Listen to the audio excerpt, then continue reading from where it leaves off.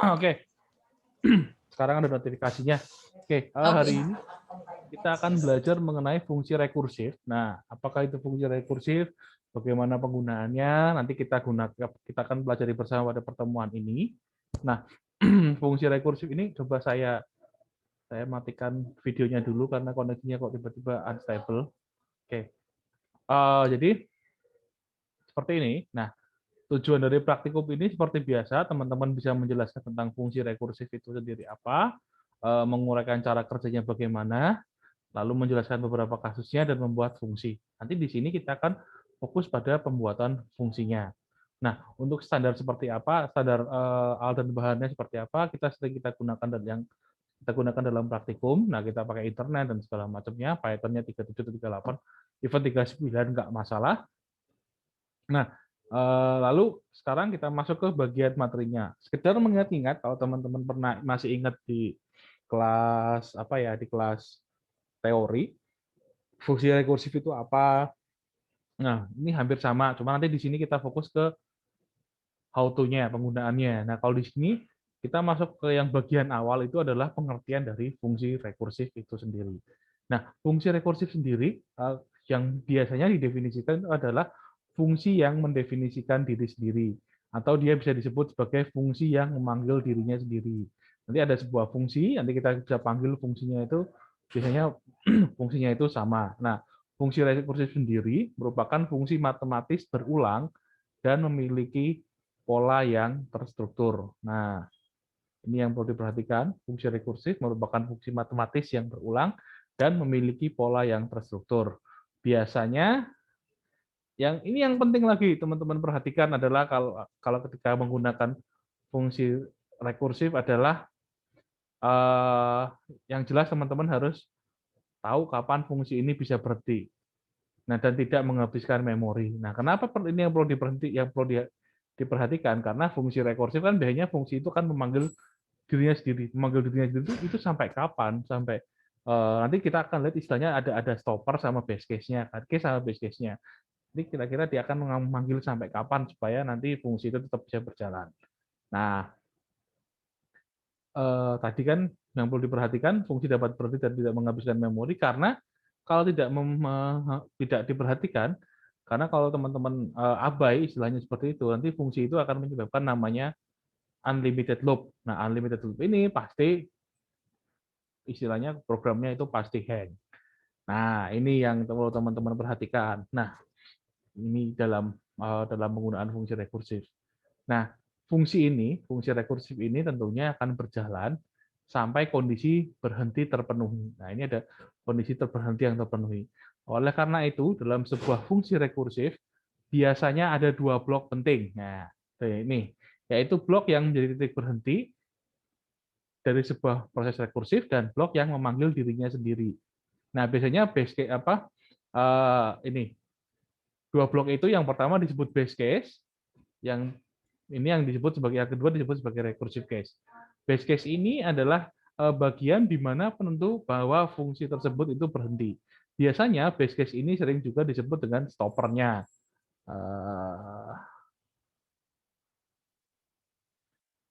Mana ya? Ini disebut dengan stoppernya. Yang base case ini disebut dengan stopper. Sementara kalau recursive case ini adalah fungsi nanti yang dia akan memanggil statement yang berulang-ulang. Nanti statementnya seperti apa nanti kita bisa panggil di fungsi rekursifnya. Nah, ini kira-kira untuk pengertian fungsi rekursif yang perlu teman-teman perhatikan itu pasti ada dua ini, teman-teman.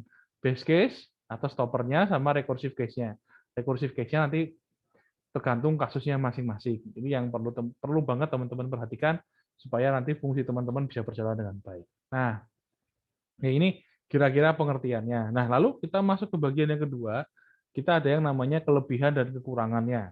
Nah, beberapa keunggulan kelebihannya adalah yang jelas nanti program kalian akan lebih singkat dan lebih mudah dibaca atau di sini tulisan lebih elegan. Nah, lalu yang kedua, berbagai macam masalah. Nanti kan kalau teman-teman ngerjain program kan intinya itu kita menyelesaikan suatu permasalahan kan. Nah, di sini kalau kita menggunakan fungsi rekursif, beberapa masalah yang kompleks dapat di breakdown atau dipecah-pecah menjadi sub masalah yang lebih kecil dalam sebuah rekursif. Ini yang perlu diperhatikan.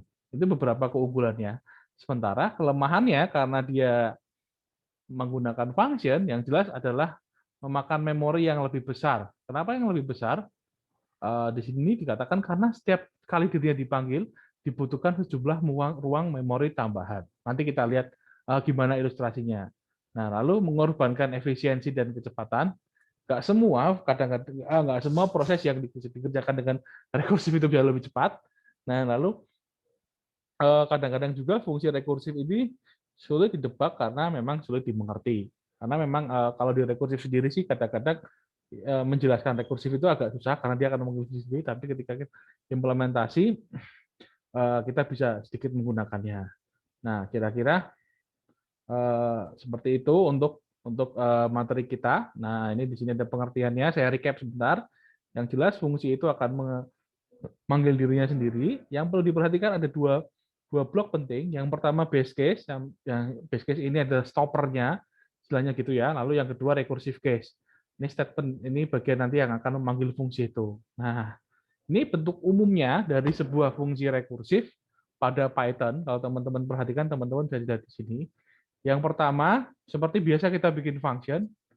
Def function name, parameter listnya apa, lalu dia di sini function name-nya. Nah, ini function name ini biasanya nanti akan merujuk pada fungsi yang ini. Nah, seperti itu. Nah, sebenarnya fungsi rekursif pasti memiliki solusi iteratifnya. Iteratifnya itu pasti semacam perulangan ya. Misalnya pada contoh kasus faktorial berikut. Faktorial adalah menghitung perkalian deret 1 kali 2 kali 3 kali 4 sampai dengan yang ke n. Masih ingat faktorial? Oh, sorry. Masih ingat faktorial kan? Nah, faktorial misalnya 5 faktorial. Berarti 1 kali 5 kali 4 kali 3 kali 2 kali 1. Nah, gitu kan. Ini kan sama seperti itu kan. 4 faktorial. 4 kali 3 kali 2 kali 1. Nah, gini kan. Nah, ini ada algoritma yang digunakan untuk menghitung faktorial. Yang pertama, kita harus tahu n-nya dulu. N-nya itu kira-kira berapa. Misalnya tadi 4 faktorial atau 5 faktorial. Nah, lalu siapkan variabel total untuk menampung hasil perkalian faktorial dan set nilai awal dengan 0. Nah, kita siapin variabel tampungannya aja untuk menghasilkannya. Nah, lalu loop yang pertama, I sama dengan 1 sampai dengan N untuk mengerjakan, tinggal totalnya dikali total, dikali I. I-nya ini artinya tadi ya dari loopingnya dari kita mulai dari 1 ya. Sementara yang ini tadi totalnya ini kita kasih nilai 0. Berarti kan totalnya misalnya nilai 0, tapi 0 kali 0 berarti kalau totalnya dikasih dengan nilai 0, total sama dengan 0 kali I. I-nya 1. Berarti harusnya ini totalnya ini nggak dimulai dari dari dari dari 0 ya. Harusnya tetap dimulai dari 1 ya. Supaya biar nanti hasilnya nggak 0. 0 kali 1 0. Tetap 0 terus nanti. Kayaknya ini kan ganti 1 deh. Nah, ini satu aja deh.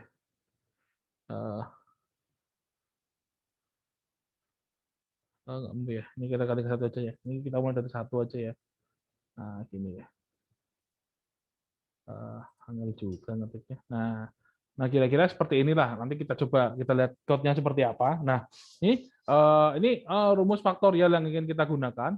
Faktorial n, nah dalam kurung 1n plus faktorial n min 1 jika n kurang dari sama dengan 0, n sama dengan 0 dan n kurang dari sama dengan 0. Nah, nanti biasanya fungsi-fungsi ini yang akan kita ini ada fungsi if-nya ini kalau sudah ditambahkan seperti ini, nanti kita bisa gunakan dia sebagai panduan untuk stopper kita. Nah, ini yang bisa kita gunakan. Nah, dari rumus 31 ini dapat dibuat pseudocode. Nah, pseudocode-nya seperti ini, teman-teman. Misalnya gini, faktorial. Inputnya integer, mau kita kasih berapa. Dengan n, sama dengan n kurang lebih dari sama dengan 0. Lalu outputnya ini, n dalam kurung n-1 dikali n-2 sampai selanjutnya kan. Pasti kan kita ingin mencari seperti itu kan.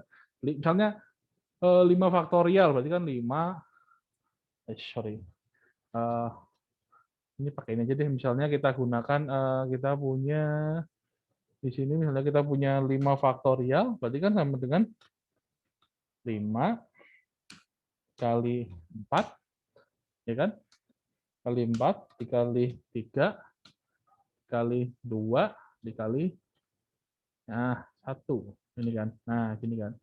Nah, jika n sama dengan 0, return 1. Nah, gitu kan. Tapi jika n selain itu, dia akan mereturn n dikali faktorial n min 1. Sementara, pensil saya mana? Sementara, kalau teman-teman perhatikan, nah di sini, ini n faktorial, n faktorial n min 1 adalah nama fungsinya. Jadi nanti dia akan memanggil nih nama nilai faktorialnya ini. Ini saya highlight aja deh. Ini, sementara ini faktorial ini, nggak mau di highlight. Nah, sementara ini, nah ini nama fungsi ininya. Nah, jadi dia akan memanggil ini untuk sebagai proses ya dari rekursifnya. Yang ini akan memanggil ini sebagai proses rekursifnya. Nah, kira-kira nanti pseudocode-nya seperti ini kira-kira. Nanti ini yang dua ini kita bisa jadikan dia sebagai stoppernya. Ingat kita butuh stopper yaitu base case-nya di mana fungsi rekursif itu berhenti, itu sering disebut dengan stopper. Sementara untuk rekursif case-nya adalah bagian statement yang diulang-ulang terus sampai mencapai base case. Nah, ini kan, ini stoppernya, ini apa? Rekursif case-nya sampai sini, base case-nya. Nah, ini contohnya kalau teman-teman perhatikan di sini, misalnya seperti ini. Nah, misalnya di sini kita coba dulu code-nya. Ini saya coba di sini. Nah, misalnya di sini kita punya fungsi yang kita buat sama. Misalnya kita kasih nama faktorial. Biar nggak kepanjangan. Nah, misalnya kita kasih yang sama. Sorry. Code-nya mana? Nah, kita kasih yang sama. Nah, di sini misalnya lalu kita gunakan, misalnya kita tambahkan n gini. Oh, sorry, titik duanya lupa. Nah, kita tambahkan di sini. Nah, lalu terus misalnya kita tambahkan stoppernya if n sama dengan 0 atau n sama dengan 1, maka dia akan berhenti, yaitu return nilai 1. Nah, sementara itu kalau lainnya dia akan manggil fungsi faktorialnya, yaitu dia akan return nilai dari faktorialnya, yaitu faktorial, nih nggak usah, faktorialnya, tadi kan faktorialnya n, berarti sekarang datanya n min 1, nah dikali dengan n. Nah, seperti ini. N doang aja, n. Nah, kira-kira seperti ini, kita save, kok masih merah. Nah, ini kayak. Nah, gini. Nah, sementara itu sekarang kita panggil kita panggil apa ya istilahnya ya? Kita panggil fungsinya print. Nah, faktorial dari berapa? Misalnya di modul kita gunakan contoh adalah 4 ya. Nah, kita panggil faktorial 4. Kita save. Kita coba jalankan. Nah, faktorial 4 adalah 24. Nah, kalau teman-teman perhatikan bagaimana prosesnya terjadi. Nah, jadi ini saya ceritakan di sini aja ya. Nah, jadi misalnya ini saya pakai komen. Ini biar enak ini aja deh. Nah, oh nggak bisa ya. Biar komen panjang di. Oh nggak mau. Jadi gini, misalnya gini deh. Jadi kan dia pertama akan memanggil yang namanya dia panggil faktorial 4 dulu ya. Ya kan, faktorial 4. Nah, udah selesai, jebret. Faktorial 4 itu kalau kita perhatikan dia akan adalah 4. Nah, dia kan masuknya di yang bagian sini kan. Dia ngecek n-nya 4 enggak? Sorry, dia ngecek n-nya sama dengan 4. N-nya 4, berarti dia sama dengan kondisi ini terpenuhi enggak? Enggak kan? maka dia akan masuk ke sini kan. Nah, N-nya berapa? 4. Kita tulis 4, dan biar nggak bingung, terus dikali faktorial N min 1. Itu. Nah, biar nggak bingung, kita tarik, tulis gini, faktorial N min 1. N-nya itu 4. 4 min 1 itu berapa? Berapa teman-teman? 3 ya? 3 kan? 3. Nah, kita hitung faktorial 3 dikali 4. Nah, gitu kan? Nah, gitu kan? Faktorial 3 dikali 4. Nah, terus selanjutnya dia dapat nilai N baru kan. Tadi N-nya 3. Terus N-nya 4. Ya kan? Nah, sekarang N-nya tadinya 3, tadinya 4, sekarang 3. Lalu proses selanjutnya gimana? Ya dia akan menambahkan lagi, ini saya copy paste di sini ya, biar sama. Nah, hasil dari faktorial 3 kan sama dengan ini kan gini kan. Dia menggunakan, berarti ini dia menambah lagi faktorial 3 itu kan sama dengan 3 kali 2 kali 1 kan. Berarti kan 3 min 1 itu berapa? 2 kan. Nah, 2 tadi 4-nya udah tuh. Tinggal 3-nya. Kita taruh di mana 3-nya? Taruh di sini 3. Nah, ini step by step-nya seperti ini, teman-teman. Lalu kalau sudah 4, 3. Terus dapat apa lagi? Faktorial 2. Berarti yang terakhir adalah kita bisa dapat faktorial yang satunya. Ini kita copy aja. Nah, kita dapat gini kan. Faktorial 1, berarti yang ini kita buat 2, ini buat 3, ini dikali 4, sorry. Nah, kalau sudah kan dapat tuh hasilnya tuh. 1, faktorial 1 berapa? 1 kan, dikali 2, dikali 3, kali 4. Ya, kalau dihitung hasilnya berapa nih? 1 kali 2, 2. 2 kali 3, 6. 6 kali 4, 24.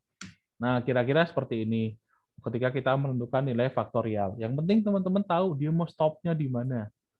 Stoppernya di mana sih? Kalau stoppernya di sini, dia ngecek sampai kondisi ini kan. Tadi kan udah N-nya 1, udah sama kan, berarti udah selesai. Berarti kan untuk kondisi 1 udah selesai, maka udah tinggal kita masukkan. Ini yang ini nggak diselesaikan dong. Langsung sini langsung berhenti. Nah, kira-kira seperti itu. Ini untuk yang faktorial. Sampai sini ada yang ingin bertanya? Oh, ini ada penjelasannya. Baru nyadar ini ada penjelasannya, tapi cuma mungkin sedikit kebalik ya penjelasannya. Penulisannya aja yang kebalik, dia mulai dari faktorial 4, terus dia faktorial 3, faktorial 2, faktorial 1 sampai hasilnya. Nah, gitu. Kira-kira sampai sini ada yang mau tanyakan dulu, teman-teman? Halo? Halo? Halo, teman-teman. Kalau ini sebelum kita masuk ke kegiatan praktikum, nah nanti di sini akan ada berapa problem nih?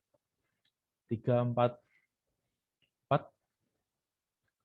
Nah, ada beberapa problem nih. Ada 5 problem. Sebelum kita masuk ke 5 problem ini, ada yang mau tanyakan dulu, teman-teman? Ini kita masih Belum sampai ada, di Pak. sini. Gimana? Belum ada, Pak. Oke, masih bisa ya. Jadi Iya. intinya dia akan manggil fungsi itu sendiri. Yang penting teman-teman tahu stoppernya sebelah mana. Oke, kalau tidak ada, kita masuk ke kegiatan praktikum. Nah, kegiatan praktikumnya yang pertama, problem dan solusi 1. Pada kegiatan praktikum ini akan dibahas beberapa contoh kasus yang dapat diselesaikan dengan menggunakan fungsi rekursif. Oh ya, coba deh yang faktorial ini, faktorial 4 ini kita selesaikan. Kalau ini cuma mau mencoba aja. Kalau misalnya faktorial 4 hasilnya 24. Karena kan dia kan ngecek terus kan kalau faktorial 100, mau nggak? Cepat nggak hasilnya?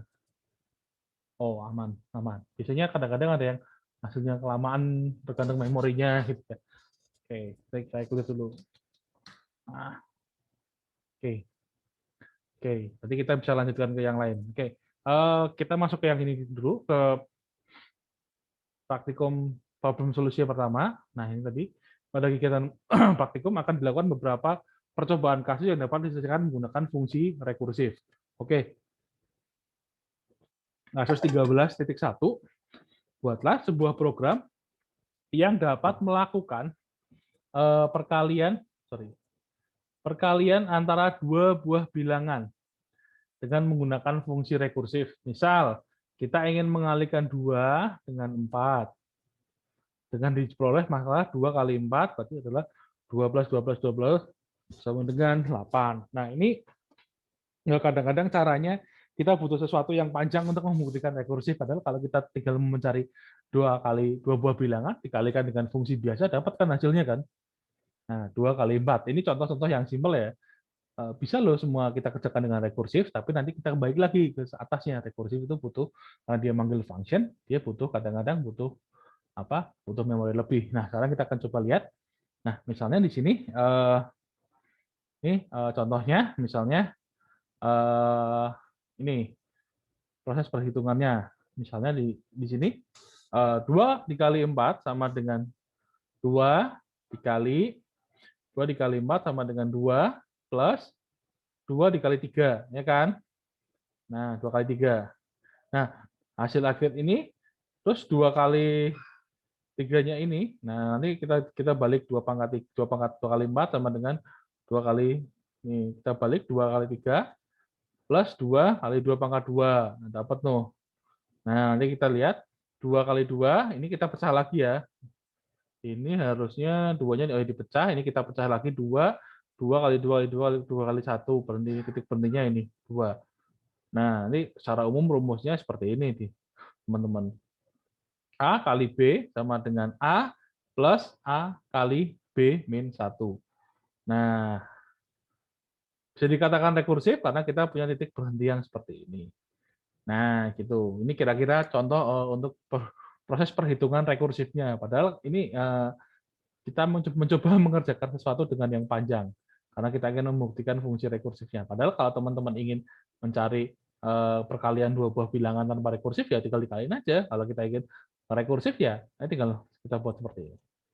Nah, ini contoh code-nya.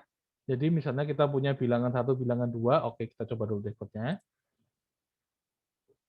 Misalnya saya buka ini dulu deh. Saya tambahkan file baru aja biar enggak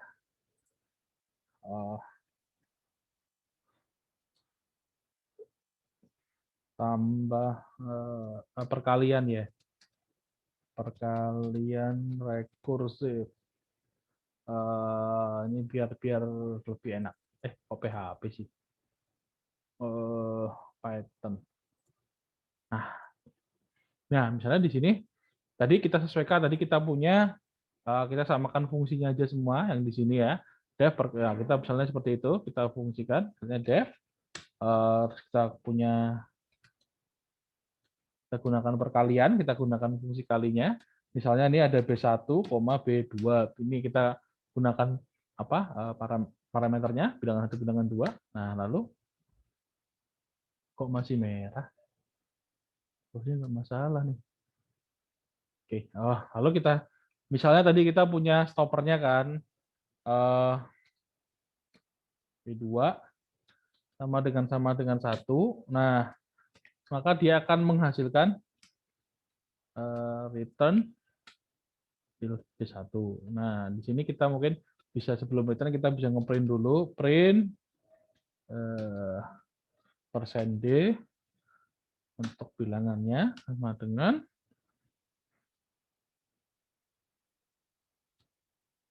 %B1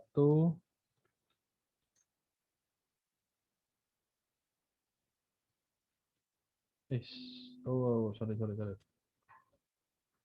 Nah, kita gunakan ini N untuk ada sebuah mengganti barisnya. Nah, lalu kita dapat stoppernya. Jadi, kalau sudah dapat stoppernya, kita masukkan ke kondisi selanjutnya. Else, kita bisa gunakan sama, kita print yang sama. ambil print yang sama. Nah, kalau sampai di sini, lalu kita tambahkan fungsi rekursifnya. Fungsi rekursifnya kita masukkan di return. Mana yang mau kita panggil? Ini adalah bilangan B1. Tadi kan rumusnya kita dapat kan kalau teman-teman perhatikan di modulnya. Nah, ini kan tinggal teman-teman kali aja sih. Nah, B1 nanti perkali ini kan dapat rumus ininya, tinggal kita jalankan aja. Jalankan jadinya kita punya B1 plus tadi kita punya fungsi rekursif kali kan. Nah, kali B1, B2 min 1. Sorry ini B2. Nah, bilangan yang kedua. Nah, misalnya kita mau mengetes, misalnya kita ingin panggil fungsinya, kita gunakan kali, misalnya tadi 2,4, hasilnya harusnya 8. Nah, kita jalankan. Oh, sorry, ini harusnya plus. Nah, sorry. Nah, oke, ini hasilnya kan 2 plus 2 plus 2 plus 2 sama 8. Nah, bisa disebut seperti itu. Nah, gimana kalau kita misalnya kita gunakan ini B2-nya kita rubah jadi 1, maka dia akan 2 sama dengan 2. Dia cuma prosesnya akan langsung masuk ke bagian stoppernya. Kenapa? Karena dia akan ngecek bagian ini adalah 2 kali 1 gitu kan. Nah, sudah selesai. Nah, sementara kalau kita ingin menjalankan fungsi rekursifnya, nah ini kita rubah dia sebagai Z tambahan. Bisa deh. Nah, ini kali 2 kali 3 kali 4. Nah, biar kelihatan perbandingannya. Nah, 2, 4, 6, 8. Nah, kita bisa lihat ini rekursifnya. Jadi tinggal jalankan aja masuknya. Nah, begitu. Oke, sampai di sini kita bisa menggunakan fungsi perhitungan untuk rekursif, perkalian untuk rekursif. Caranya jadi lebih panjang. Nah, kalau menurut saya jadi lebih panjang.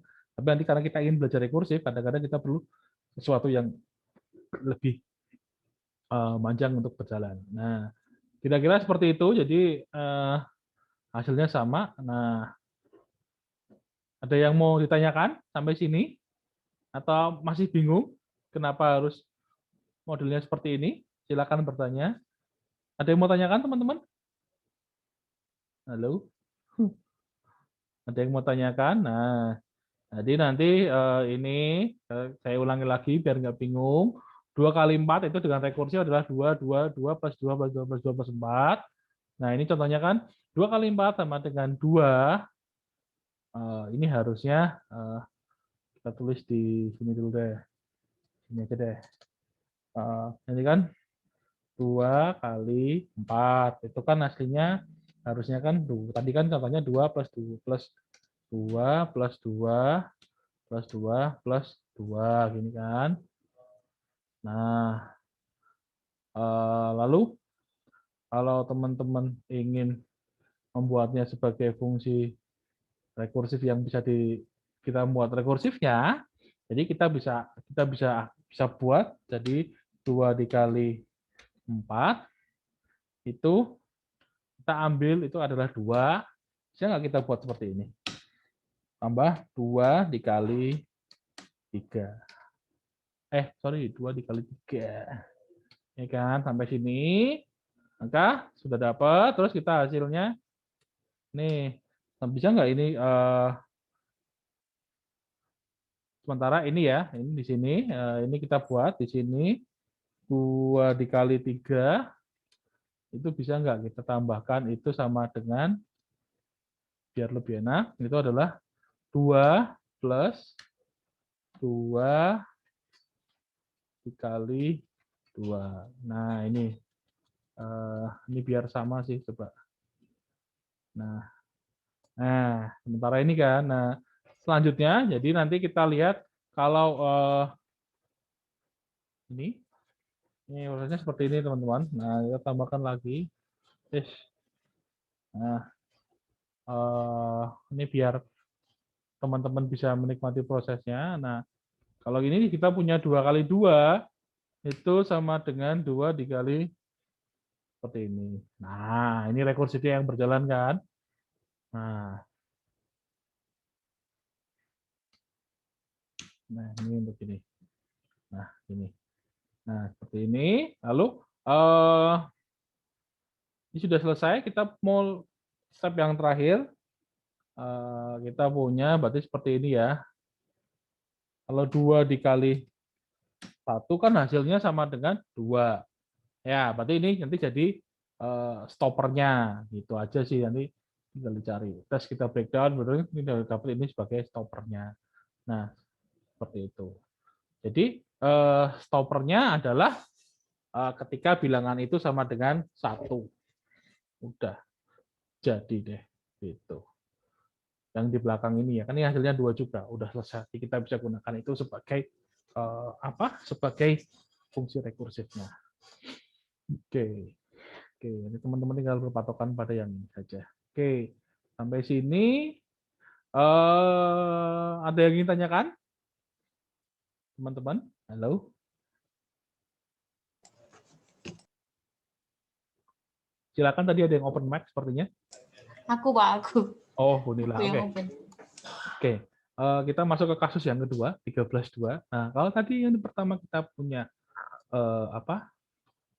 perkalian, nah dengan rekursif, sekarang kita punya pemangkatan dengan menggunakan fungsi rekursif. Nah, jadi kalau pemangkatan, buatlah sebuah program yang dapat melakukan pemangkatan 2 bilangan dengan menggunakan fungsi rekursif. Misalnya kita ingin memangkatkan 2 dengan 4. Jadi dengan metode penjumlahan diperoleh 2 pangkat 4 sama dengan ini saya kasih dulu, 2 pangkat 4 sama dengan 2 kali 2 kali 2 kali 2 pangkat 2 kali 2 kali 2 kali 2. Kalau tadi kan 2 tambah 2 tambah 2 kali 2. Untuk menjawab soal tersebut, dilihat logikanya hampir persis dengan 13.4. Hanya saja operatornya diganti dengan pangkat, bintang, perkalian, bukan penambahan. Nah, kalau ini sih sebenarnya hasilnya hampir sama, tapi nanti yang beda cuma di sininya aja. Bedanya adalah di operatornya, bukan di logiknya hampir sama sih. Nah, misalnya kita gunakan di sini, kita gunakan yang sama. Nah, karena kita gunakan yang sama, saya copy aja, kita bikin file baru, kita save dulu, pangkat. Nah, sorry, kita kasih pangkat pi mana pi. Oke. Nah, misalnya gini, kita save dulu. Nah, tadi kan kita gunakan bilangannya pemangkatan ya. Karena kita gunakan sebuah fungsinya biar pangkat. Nah, stoppernya overall teman-teman lihat itu hampir sama. Nah, cuman yang membedakan adalah di sini kita menggunakan perkalian, yaitu kalau tadi penambahan kita di sini ada penambahan ditambah, sementara kalau ini adalah perkalian. Nah, ketika kita panggil, pastinya nih fungsinya akan berubah. Kita panggil ini sebagai pangkat. Nah, ketika kita panggil, misalnya di sini print pangkat, misalnya kita ambil tadi berapa 2,4. Nah, seperti ini teman-teman. Kalau dijalankan hasilnya harusnya 6. Sorry, ini dikali ding.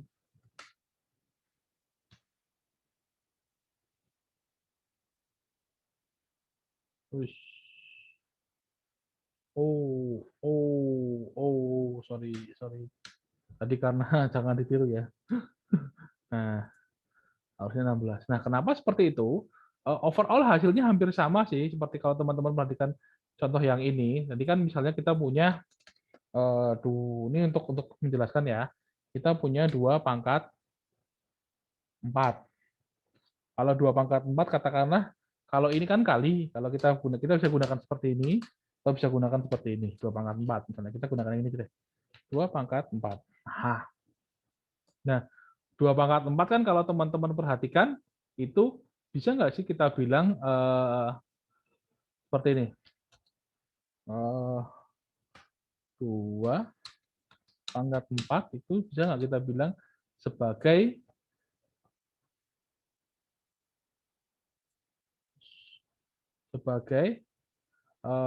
mana tadi? 2 dikali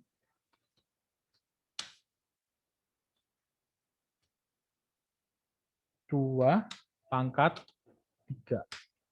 Nah, ini. Sementara 2 pangkat 3-nya itu, kalau kita telusuri lebih jauh, nah ini kan 2 pangkat 3 kalau kita telusuri lebih jauh, itu kan sama aja dengan 2 dikali 2 pangkat 2. Nah kan begini kan, Nah kan seperti ini. Nah ini juga hampir sama juga dengan 2 pangkat 2 kan kita kan gunakan itu sebagai 2 pangkat 2. Nah, sorry ini harusnya 2. Nah, ini kan sama dengan 2 pangkat 2. Nah, kalau teman-teman ingat, nah ini sama dengan 2. 2 pangkat 2 itu kan sama dengan 2 dikali 2 pangkat 1. Nah, gini kan. Nah, kita udah dapat hasilnya seperti ini. Nah, sementara kalau mau sampai ke bawah, kalau mau kita sampai selesai hasilnya, 2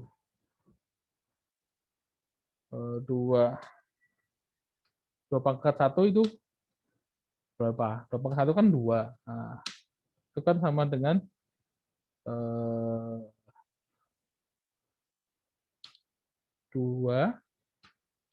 dikali berapa? Masih ingat? Yang hasilnya 1.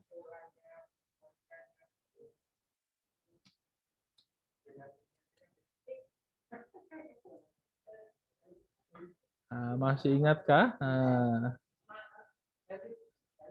Nah, semua ini kan sama dengan tadi kan 2 pangkat 1, berarti kan turun lagi jadi 2 dikali 2 pangkat 0. Kalau semua yang dipangkatkan 0 sama dengan 1. Nah, ini kan berarti nggak usah kan? Nggak usah kita tuliskan, ini opsional. Yang penting kan itu sudah dapat model stoppernya. Stoppernya adalah sampai di angka 1 ini.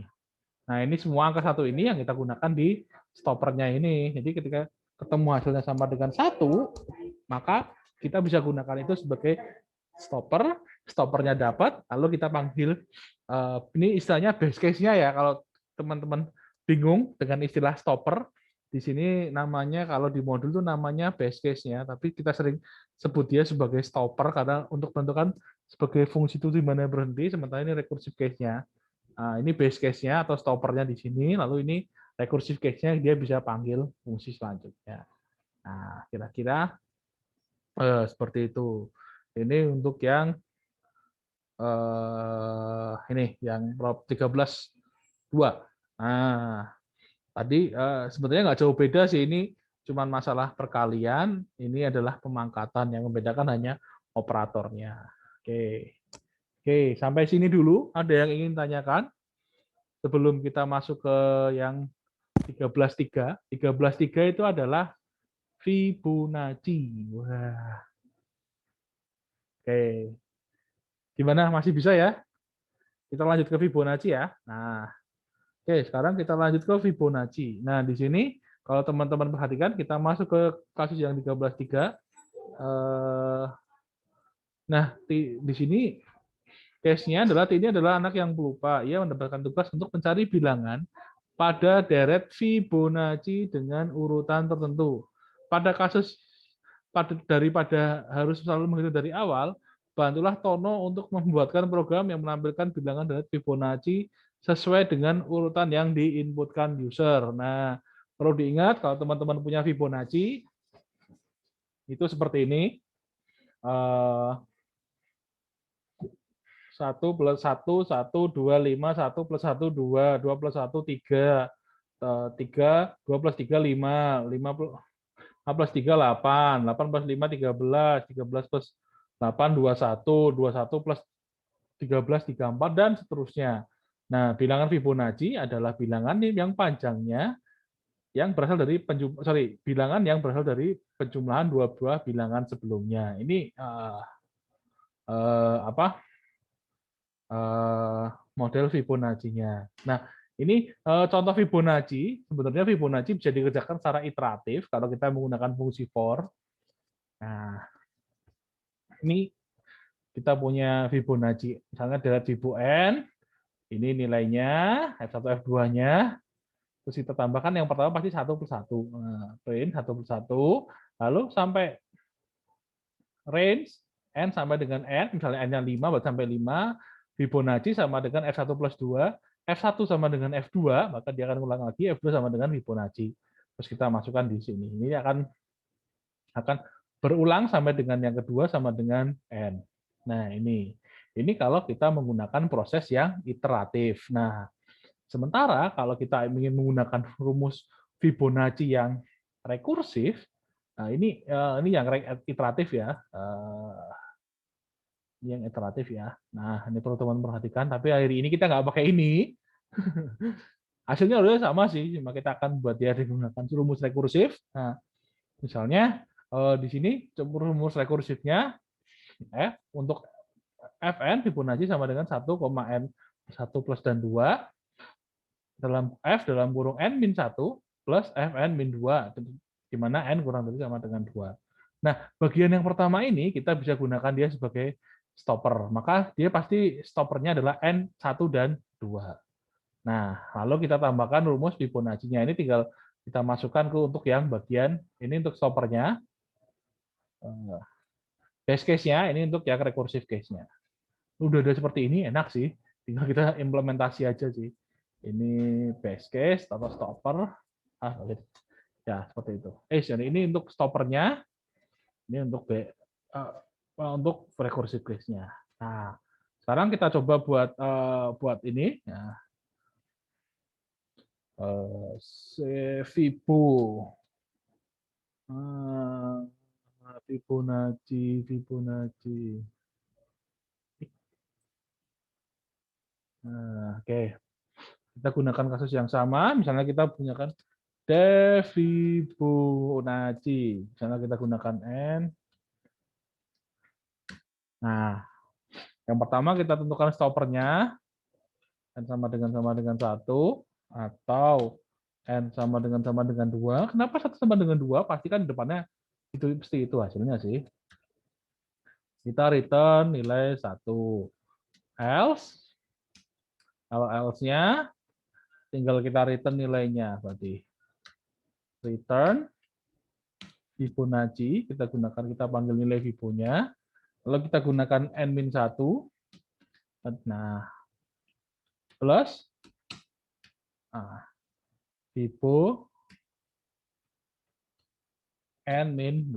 Nah, teman-teman tinggal lihat ini aja sih sebenarnya. n-1, n-2. Sementara n lebih dari 1 dari 2. Nah, ini dapat. Ketika kita jalankan hasilnya, print Fibo 7. Sorry. Nggak mau.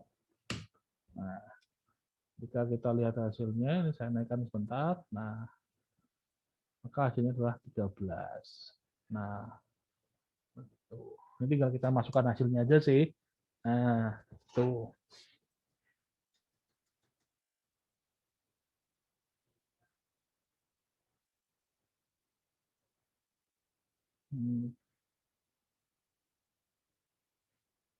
Nah, kira-kira seperti itu untuk yang Fibonacci. Ada yang mau ditanyakan untuk Fibonacci? Kalau kita mau ngeprint dari awalnya ya tinggal print 1, print 2, print n segala macam nanti kita dapat hasilnya. Nah. Oke, sampai di sini, sampai di sini. Ada yang ingin tanyakan teman-teman? Halo. Oke, kalau tidak ada, atau Bu Nila mau menambahkan sesuatu mungkin? Bu Nila masih di sini nggak ya? Halo, Bu Masih, Nila. masih Pak. Menambahkan sesuatu Bu yang Fibonacci Bu? Enggak sih, udah luar biasa. Hmm. Tapi mahasiswa paham nggak ya? Ya nanti kita lihatnya hasilnya sih pas Iya, unguided Bu. hari Sabtu ya. Iya harusnya. Pokoknya teman, Mereka nilainya aman nggak sih? Mereka bisa lihat nilai mereka nggak itu? harusnya bisa sih kan di mana di LMS ada Bu. Oh iya. Teman-teman tinggal lihat nilainya. Coba Bu dicek Bu aman apa enggak Bu. Oke. Masa aman nggak sih kok diem-diem aja tuh? Atau gimana? Oh enggak, kalau yang kemarin aman sih Bu, ada yang dapat 100 segala macam kok. Luar biasa. Kita lihat grup. Mantap.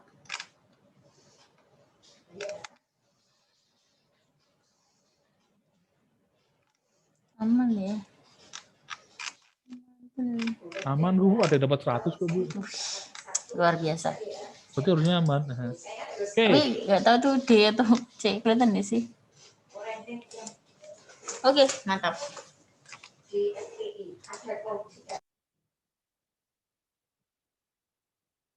Oke,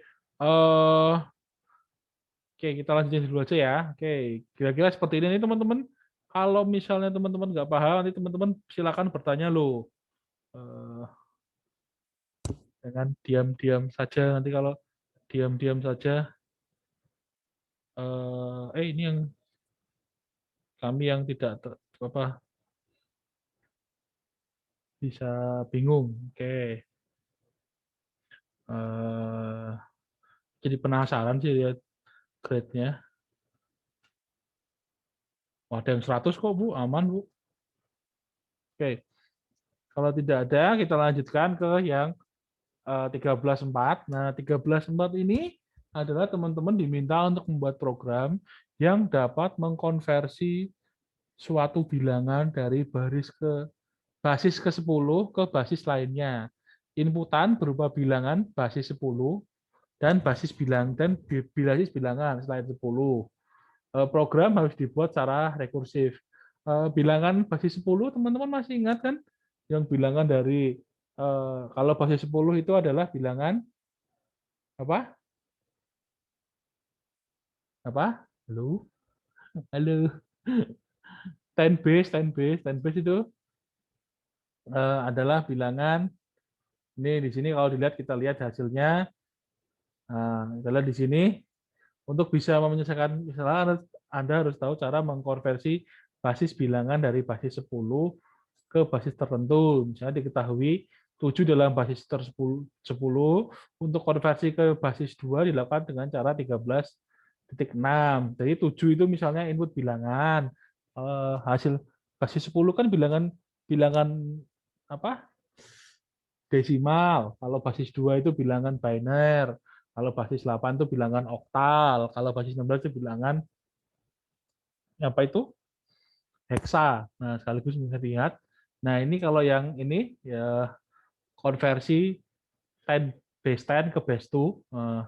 Misalnya ini flowchart-nya, input bilangannya, binary-nya, dia mengubah bilangan binary dengan membagi 2 plus binary-nya, lalu ketemu sampai bilangannya sama dengan 0, terus ketemu bilangan binary-nya. Kalau masih kurang dari sama dengan 0, belum lebih dari 0, maka proses ini akan berulang. Nah, ini sementara konversi basis 16 dilakukan konversi basis 8 13.7. Nah, basis 8 ini adalah bilangan dari 0 sampai 8 yaitu bilangan oktal. Oktal itu bilangan 1 0 sampai 8, ini bilangan oktal. Sama kalau tadi kan di sini dia menggunakan base 2, maka di sini dia menggunakan base 8 plus oktal. Bilangan floor-nya floor sama dengan bilangan base 8 ketemu print oktalnya. Nah, cuman yang membedakan adalah di sini kalau untuk yang ini konversi ke basis 16. Basis 16 ini adalah bilangan heksadesimal. Nah, heksa ini kalau teman-teman masih ingat di kelas Arkom, jadi dia akan konversi ke bilangan heksadesimal. Dia ngecek input bilangannya berapa, hasilnya bilangan heksa, dia akan dibagi 16. Kalau dia sisanya kurang dari 10, maka dia langsung masuk sini. Tapi jika sisanya lebih dari jika tidak kurang dari 10, maka dia bisa melihat kalau sisanya 10, maka ditambahkan A di bagian hex, kalau 11 ditambahkan B, kalau 12 ditambahkan C, kalau 13 ditambahkan D, 14 ditambahkan E, 15 ditambahkan F-nya. Nah, ini harus ketemu hasilnya, di floor ke-16, maka ketemu bilangan heksanya. Nah, ini untuk yang bilangan heksa. Nah, kira-kira seperti ini. Jadi kita punya bilangan yang two binary, two octal, sama two heksanya. Gimana cara ini kita buat dia sebagai untuk dalam fungsi rekursif. Nah, di sini kalau teman-teman perhatikan di contoh code-nya, misalnya kita gunakan ini basisnya, and base-nya. Sekarang kita coba dulu deh programnya deh, biar lebih enak, biar lebih lebih memahami. Mana tadi? Ini biar lebih memahami. Mana tadi? Python convert bilangan. Nah, misalnya kita gunakan to base-nya. Di base-nya ini kita punyakan n-nya berapa? N-nya misalnya bilangan, terus kita sesuaikan dengan base-nya. Base-nya itu mau basis berapa? Basis 10, basis 2, atau basis 7, atau basis yang lain. Nah, lalu kita punya misalnya kita gunakan convert string-nya ini untuk yang heksanya, jangan lupa. Nah, 0, 1, 2, 3, 4, 5, 6, 7, 8, 9. Masih ingat heksa? Habis itu kan hanya besar A, B, C, D, E, F. Nah, ini kalau sudah, Nah, kalau sudah, di sini kita bisa gunakan jika n kurang dari base. Nah, maka dia dianggap sebagai stoppernya. Jika n kurang dari base, maka dia akan dianggap return, kita returnkan converting string-nya. Nah, index n. Lalu kalau dia benar, nah kita akan return. Nah, kita panggil fungsinya to base-nya n-nya kita bagi dengan base. Nah, dengan base-nya seperti ini aja deh. Ini harusnya seperti ini. Lalu sementara itu kita tambahkan dengan dia pakai convert string-nya enggak? Kalau nggak pakai, kita tambahkan convert string-nya. Tinggal kita tambahkan n terus base-nya. Nah, terus n base-nya. Nah, sekarang kalau udah kita tinggal panggil fungsinya. Misalnya di sini kita gunakan print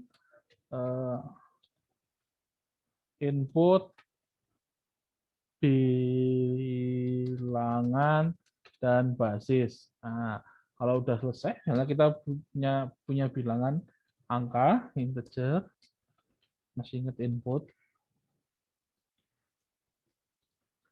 bilangan. Nah,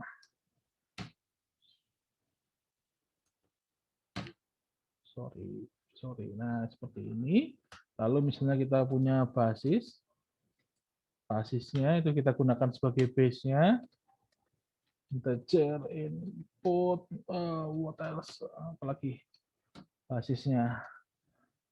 Nah, basisnya, base-nya mungkin kita bisa gunakan 2, 6, 2, 8, 16. Nah, kira-kira seperti itu. Teman-teman tinggal masuk, terus kita panggil fungsinya. Print. Nah, ini contohnya. To base, angka, koma, basis. Nah, ketika gini saya clear dulu aja ya, clear. Belum kita jalankan. Clear. Nah, kita jalankan. Misalnya di sini bilangannya 9.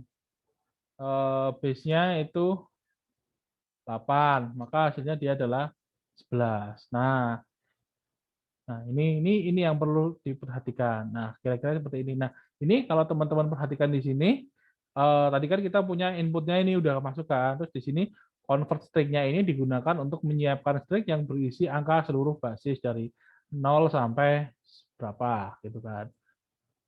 Sampai ABCDEF. Nah, misalnya nanti kita rubah deh, misalnya kita mau bermain-main. Nah, lalu program akan memeriksa apakah dia akan hitung apakah n kurang dari basis. Nah, kalau iya, maka dia akan convert ke string-nya langsung, balik ke sini kan. Nah, lalu jika tidak, program akan menjalankan recursive case dengan cara membagi bilangan n base, n dibagi basis, dan ditambahkan atau dijajarkan dengan string-nya. Ini convert string-nya. Maka dia hasilnya seperti ini. Nah, kita coba kalau kita gunakan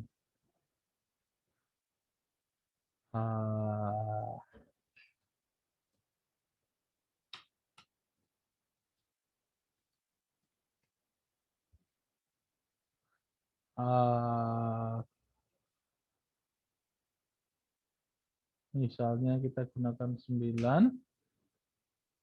Nah, kalau nggak percaya teman-teman tinggal hitung aja. Kalau desimalnya 9, itu di dalam base-nya 8 itu adalah di oktal itu adalah 11. Nah, atau misalnya kita punya yang lain, misalnya apa nih yang coba misalnya kita punya yang lain apa nih dari apa ya yang ada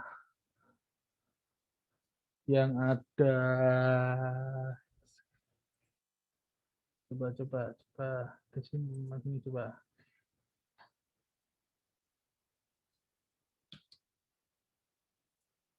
Nah, misalnya di sini kita punya misalnya bilangannya adalah n base-nya adalah 12. Sementara kita ingin merubah dia jadi base 16 heksa. Hasilnya adalah C. Nah, ini kita ulangi deh. Nah, bilangan 12. Nah, ini kayak konverter dari bilangannya desimal ya, inputnya ya base 10 ya. Soalnya kan terus kita mau ngubah dia jadi base 16. Misalnya, maka dia adalah hasilnya C. Nah, dalam heksadesimal hasilnya adalah C. Nah, kalau coba teman-teman cari heksadesimal kalkulator atau segala macam atau di mode hitung manual boleh, maka dia hasilnya adalah C. Nah, kira-kira seperti ini. Jadi nanti dia di sini convert-nya akan mengconvert dia punya n string base-nya dulu, terus dia akan mengconvert hasilnya.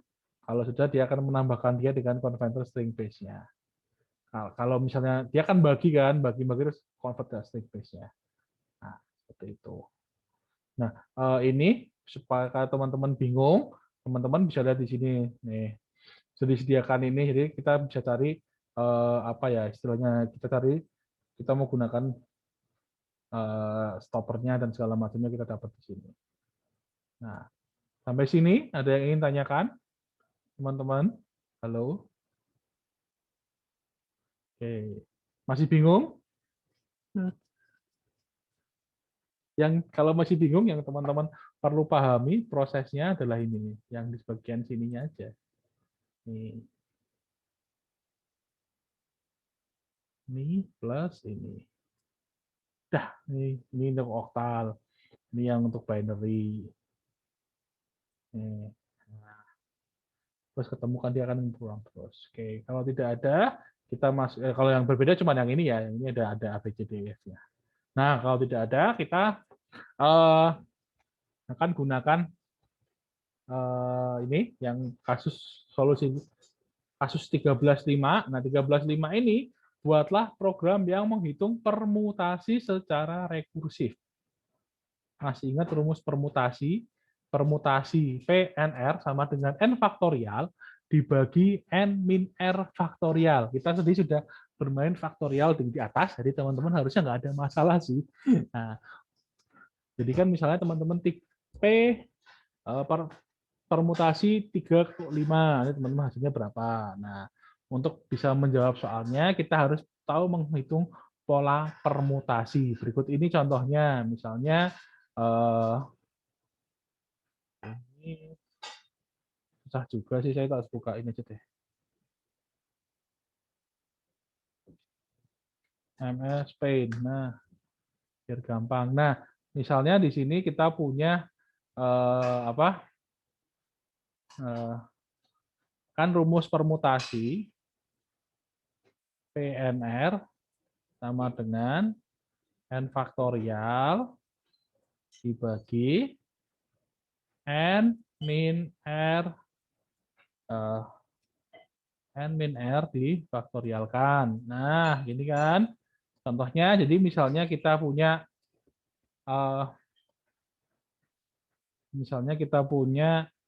P permutasi 31. Maka n-nya itu sama dengan 3 faktorial akan dibagi n 3 min 1 ya kan faktorial. Nah, kira-kira kan seperti ini. Nah,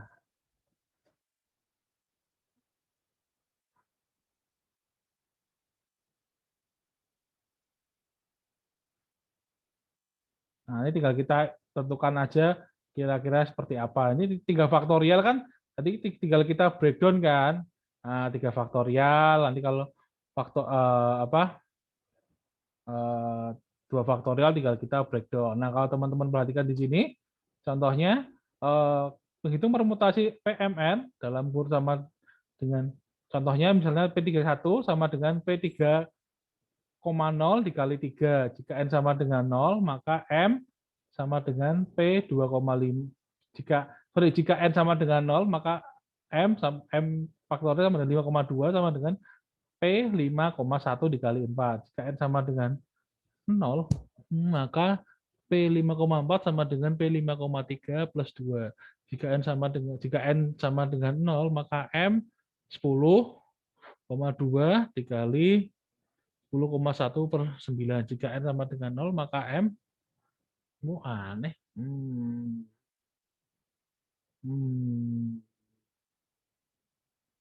Nah, kira-kira jadi ini tuh maksudnya pola penghitungan permutasi kan kalau gitu-gitu aja kan. Oh, PMR.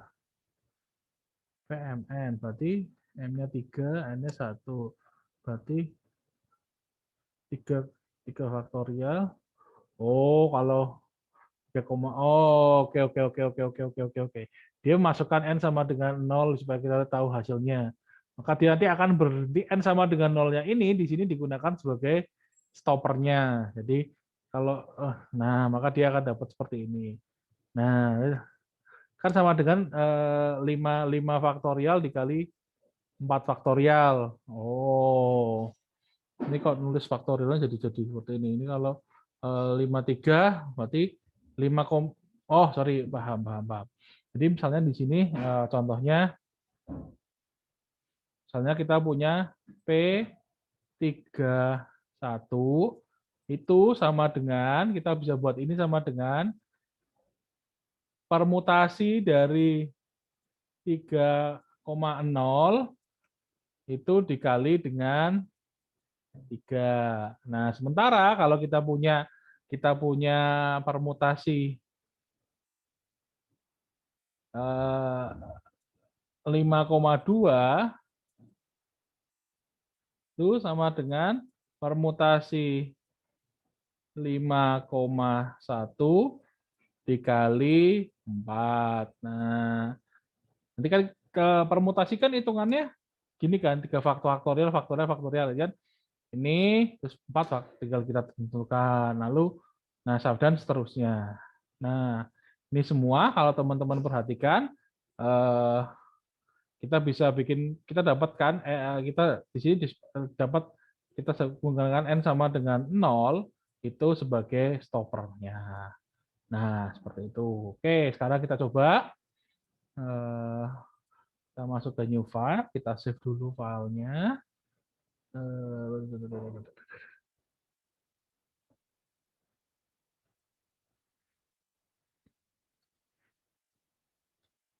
Permutasi. Nah, misalnya di sini kita punya permutasi.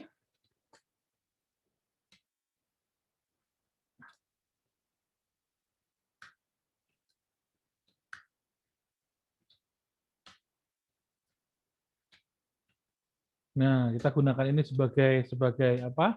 Sebagai stoppernya. Dia akan return 1, karena kan stopnya kan jika tidak, dia akan menjalankan ini sebagai return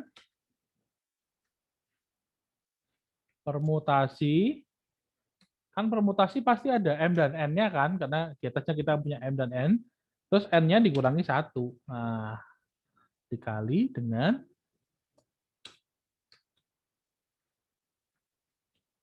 M min N plus 1.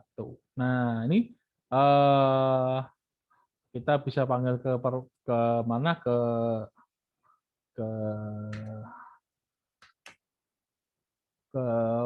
rekursifnya, terus kita panggil fungsinya print, tinggal print aja permutasi. Misalnya tadi 10,4 misalnya gitulah, tinggal hasilnya kita jalankan. Nah, 50-40 kira-kira seperti itu untuk yang permutasi ini. Nah, sampai sini ada yang ingin tanyakan teman-teman? Nah, nanti kalau untuk latihan mandiri, teman-teman bisa berlatih mandiri. Nah, ini ada rekursif untuk menghitung kombinasi. Nah, ini yang pertama bilangan prima. Dia ngecek atau prima atau bukan. Ingat di sini teman-teman harus menggunakan fungsi rekursif semua. Fungsi rekursif menghitung bilangan kalimat palindrom atau bukan, menghitung jumlah deret, ganjil, mengetahui jumlah digit atau bilangan, menghitung kombinasi. Ini teman-teman bisa ngerjakan ini latihan mandiri. Nah, sampai sini ada yang ingin tanyakan teman-teman? Adakah? Ayo. Bu Nila mau menambahkan sesuatu? Mungkin? Tidak, Pak. Terima kasih. Oke. Kalau tidak ada, nah biar sama kayak kelas tadi pagi. Nah, kalau kan kita biasa bermain dengan Fibonacci ya. Fibonacci kan kita punya, ini saya new aja deh. Kita punya don't save. 1, terus 2, terus apa nih? 3, 5, 8, 13, 21, dan seterusnya. Nah, ini tadi pagi sama Pak Dani kita tambahkan satu lagi, yaitu yang namanya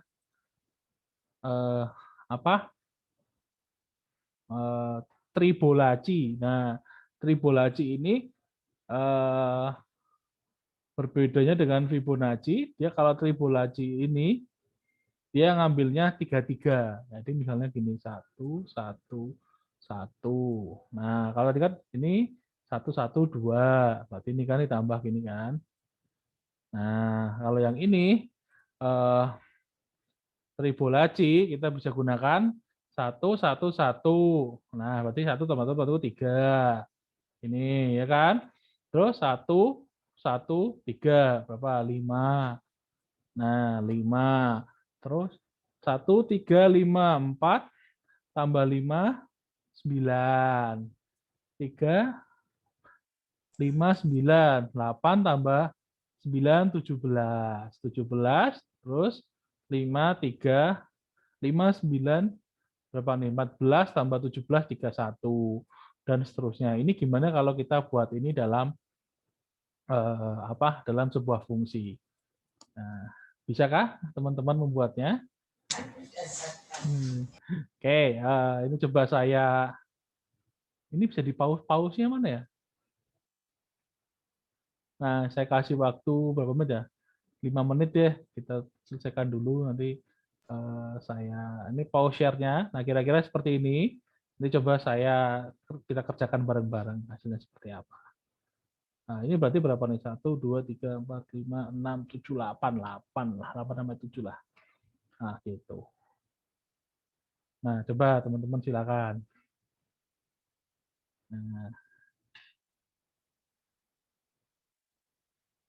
intinya kita bisa menggunakan ini dengan apa ya? Memodifikasi dari Fibonacci. Tinggal kita gunakan stoppernya aja sih. Nah, tuh. Mungkin 5 menit dulu dicoba biar sama dengan yang tadi pagi. Nah,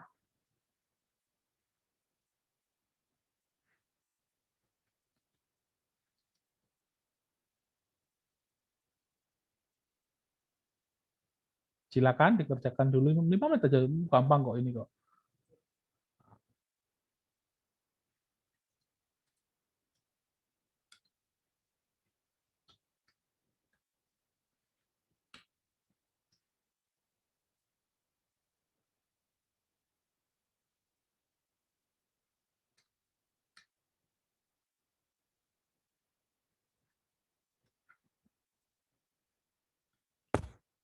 Oke.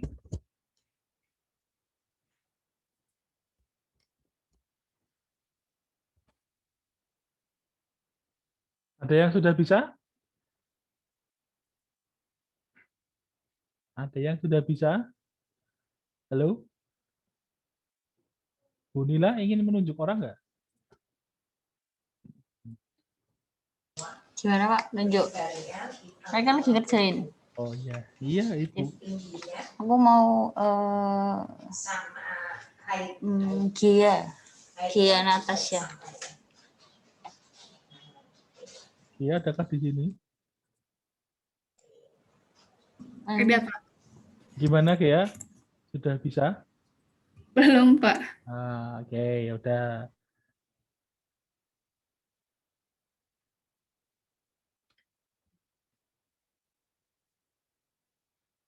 Nah,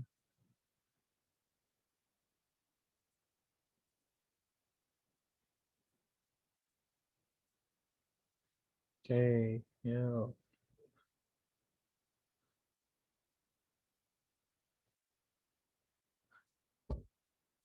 Nah, oke.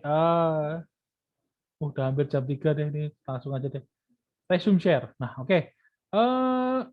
Teman-teman masih ingat Fibonacci kan? Nah, saya share dulu. Nah, Fibonacci kan seperti ini kan? Ya kan? Nah, eh, kita tadi punya 2 stopper, ini kan. Nah, karena tadi dia stoppernya mana tadi? Ini ya. Ini kan 1, 1 atau 2. Nah, di sini eh,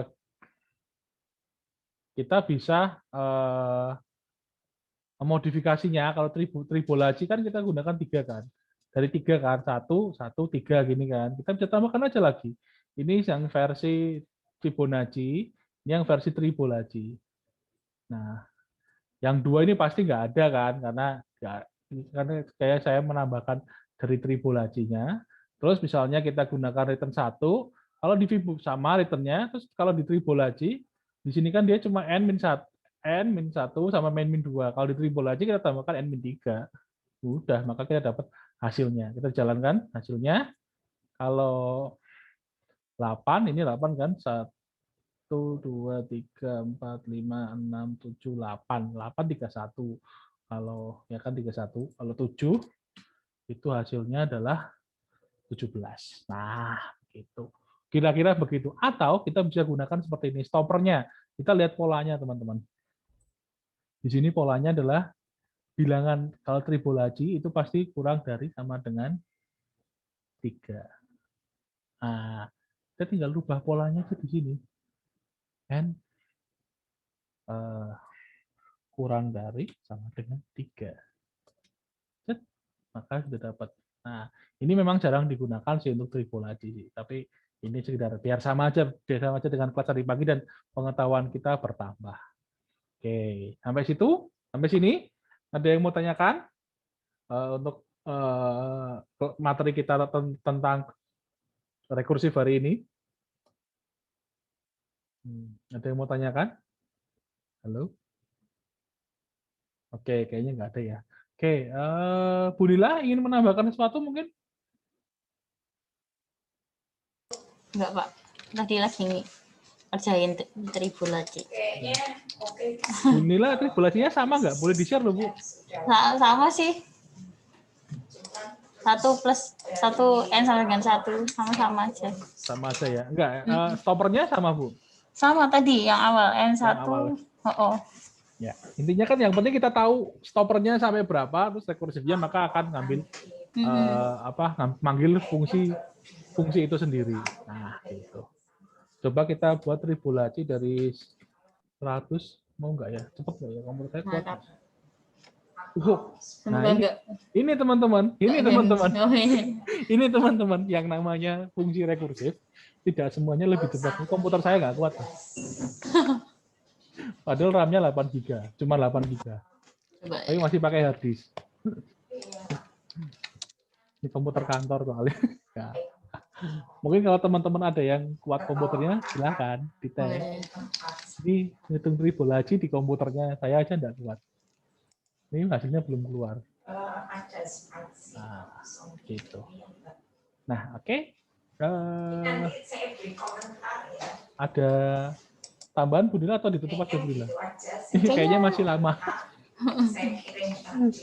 Ya, nanti kalau misalnya teman-teman komputernya lebih bagus, bisa mau ngitung seperti itu karena rekursif ini kan boros memori. Nah, karena dia akan manggil terus. Kalau mau dicoba silahkan. Kalau teman-teman udah pakai SSD atau pakai NVMe, mungkin lebih bagus. 100 sudah nggak kuat ya. Jangan dicoba loh ya. Kalau ini nggak kuat, habisin tak restart komputernya kok. Jangan. Oke, mungkin cukup sekian gitu ya pertemuan kita kali ini ya Bu ya. Iya. Nanti mungkin tanggal 29 untuk unguided yang kelas B kita set up untuk tanggal 29 ya, supaya teman-teman bisa mengerjakan dengan baik. Oke, mungkin begitu untuk pertemuan kita kali ini. Jangan lupa presensi.